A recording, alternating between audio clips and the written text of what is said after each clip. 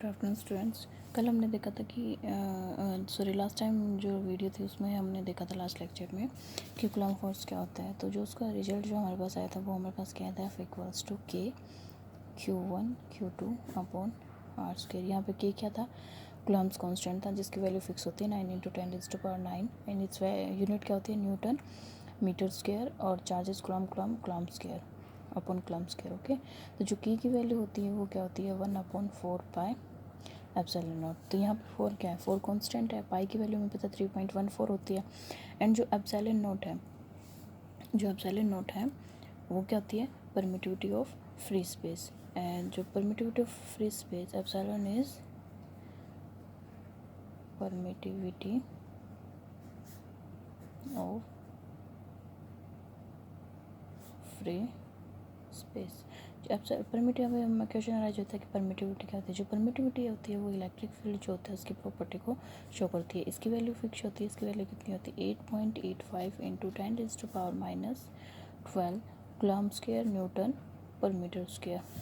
Okay, जो इसकी unit होती है वो क्या होती है, न्यूटन मीटर स्क्वायर पर कूलम्ब स्क्वायर। इसके अपोजिट इसकी यूनिट होती है। ओके, तो अब हम क्या देखेंगे, जो कूलम्ब फोर्स है उसको के नोटिफिकेशन में यदि हम लिखेंगे तो क्या हो जाएगा, F equals to 1/4 pi epsilon naught Q1 Q2 upon R square. तो जो ये वाला जो चार्ज होगा वो कब होगा, ये वाला जो फोर्स होगा वो कब होगा, जब टू चार्जेज हैं वो प्लेस होंगे एयर के अंदर। यदि हम इन टू चार्जेस को प्लेस करेंगे किसी भी मीडियम के अंदर, तब हमारा जो फोर्स होगा वो क्या होगा, कब, when the charges are kept in some medium, then जो हमारा जो फोर्स होगा वो क्या होगा, किसी भी medium. FM is force in some medium 1/4 pi epsilon Q1 Q2 upon R square. यहाँ पे क्या था एप्सिलॉन नॉट, एंड यहाँ पे क्या है एप्सिलॉन। जो एप्सिलॉन है वो भी क्या है, एप्सिलॉन क्या है, परमिटिविटी ऑफ गिवन मीडियम क्या हो सकता है, कुछ भी हो सकता है। एयर का तो ये हो जाएगा जब हम एयर में रखेंगे। जो मीडियम में कुछ भी हो सकता है, ग्लास हो सकता है, वाटर हो सकता है, ठीक है, कोई भी मीडियम हो सकता है। ओके, और जो ये हो गया, देन अब हम इस इक्वेशन को यदि डिवाइड करेंगे तो हमारे पास जो रिजल्ट आएगा वो क्या आएगा, F/FM इक्वल्स टू जो 4 पाई है, 4 पाई कैंसिल हो जाएगा, Q1 Q2 कैंसिल हो जाएगा, R स्क्वायर भी कैंसिल हो जाएगा। हमारे पास जो लेफ्ट होगा वो बचेगा, वो क्या होगा एप्सिलॉन अपॉन एप्सिलॉन नॉट। ये हम पता है कि किसके इक्वल होता है, एप्सिलॉन R, और ये इक्वल्स होता है K। अब क्वेश्चन आ जाता है कि जो एप्सिलॉन R है वो क्या है, एप्सिलॉन R है वो है रिलेटिव परमिटिविटी। क्या है, epsilon R is relative permittivity. Okay students, and जो के हमारा क्या हो जाएगा, के है वो है डाइलेक्ट्रिक कांस्टेंट।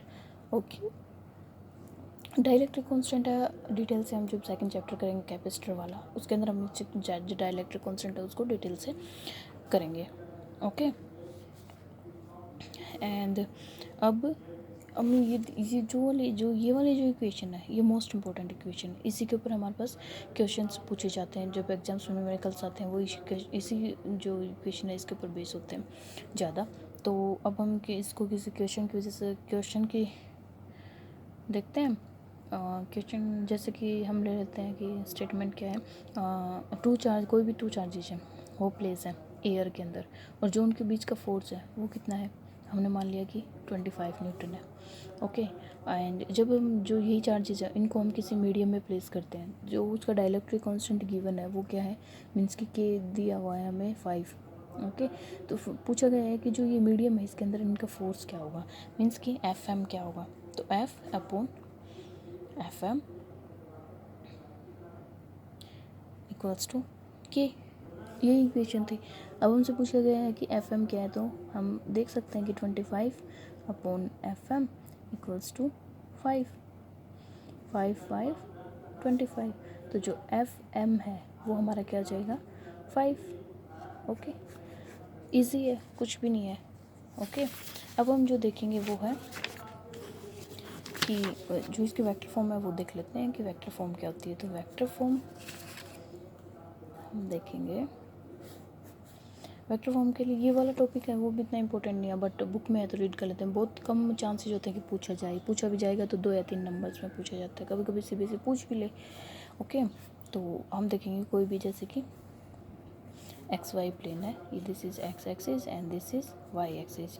अब हम इसके अंदर कुछ 2 पॉइंट चार्जेस लेंगे, 1 Q1 सेकेंड Q2 एंड इसको connected to the origin and position vector is r1 and q2, when q2 is connected to the origin then position vector is r2।